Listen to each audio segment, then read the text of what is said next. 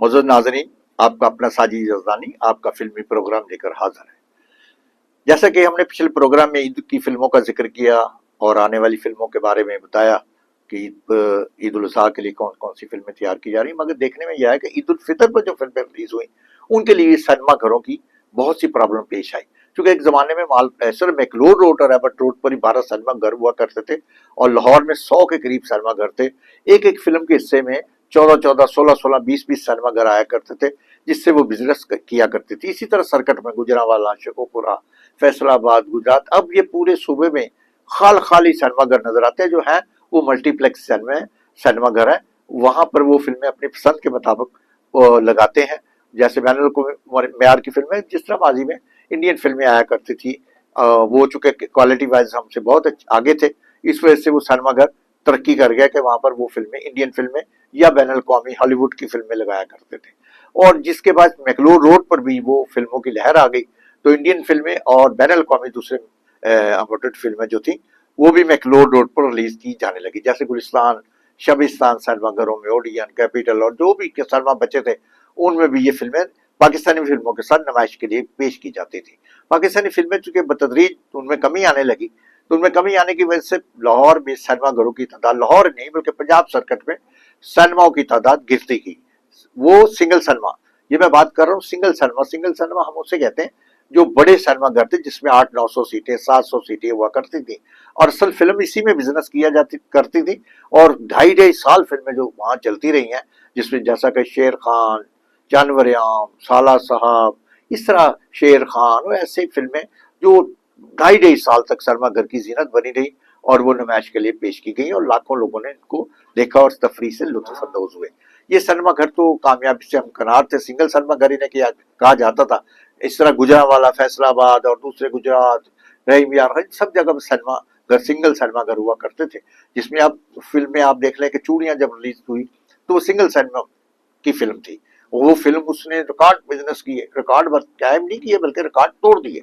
इतना बिजनेस उस फिल्म ने किया जिससे जिस जिस बंदे ने जिस जिस सिनेमा के लिए वो फिल्म खरीदी, एक सिनेमा में उसने रिलीज की, तो उस फिल्म से वो बाद में फिल्म साज बनकर आ गया, क्योंकि उससे 50 लाख करोड़ के करीब एक एक बंदे का बिजनेस था उस फिल्म में।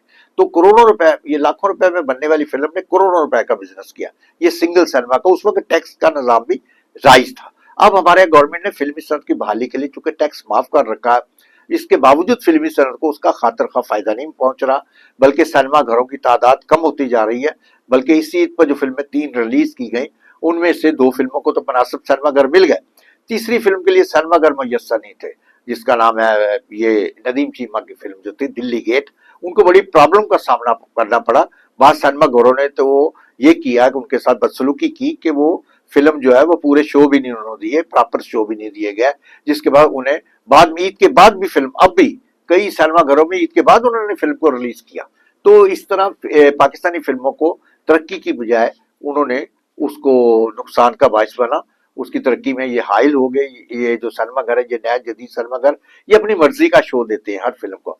जब चाह दे दिया, जब चाह उतार दिया कि ये फिल्म का रश नहीं है तो अब इसको बदल दिया जाए, इसको फला शो दे दिया जाए, उसको रात को 2 बजे शो दे दिया जाए या इसको उतार दिया जाए।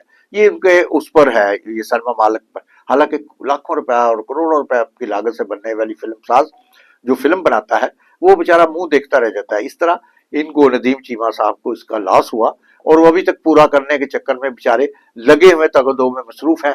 वो मुख्तलिफ शहरों में फिल्म को दोबारा से रिलीज कर रहे हैं, नई पब्लिसिटी के साथ रिलीज कर रहे हैं, ताकि उनकी फिल्म, जिस पर उन्होंने काफी लागत आई है और बहुत मेहनत की है, ताकि वो तरक्की वो कर सके और कामयाबी हासिल कर सके।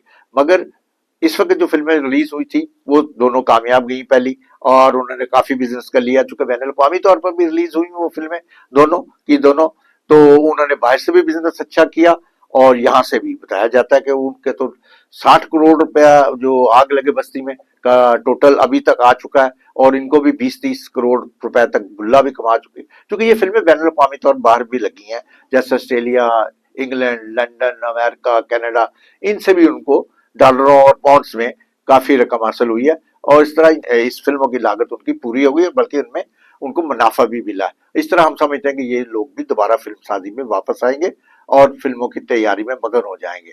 मगर इसके साथ जरूरत इस समझ के कि नए और सिंगल सिनेमा को फिर से बनाया जाए और इनको बनाने के लिए हुकूमत को चाहिए, जिस तरह फिल्म साजों की मदद किया उस तरह नए सिनेमा खड़े हैं या जो सिनेमा घरों की बिल्डिंगें मौजूद हैं उनको उनकी मदद की जाए, उनके उनके काम आया जाए, उन बिल्डिंगों को असर नौ बहाल किया जाए और सिनेमा की जगह सिनेमा का जो कानून है उस पर अमल दरामद कराया जाए।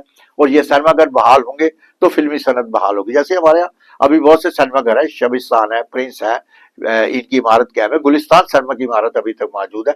अगर ओडियन और कैपिटल अभी तक खड़े हुए हैं तो इन सिनेमा पर अगर उनको इंसेंटिव दिया जाए, इन पर मेहनत की जाए, इनको फाइनेंशियली मदद की जाए, जिस तरह फिल्म साजों की मदद की है, सिनेमा मालकान की भी मदद की जाए, तो वो सिनेमा को असर नौ तमीर करें, उनको असर नौ ताजीन और आराइश का काम मुकम्मल करें ताकि सिनेमा बिन फिर से इन सिनेमा घरों में वापस आ सके। बहुत शुक्रिया।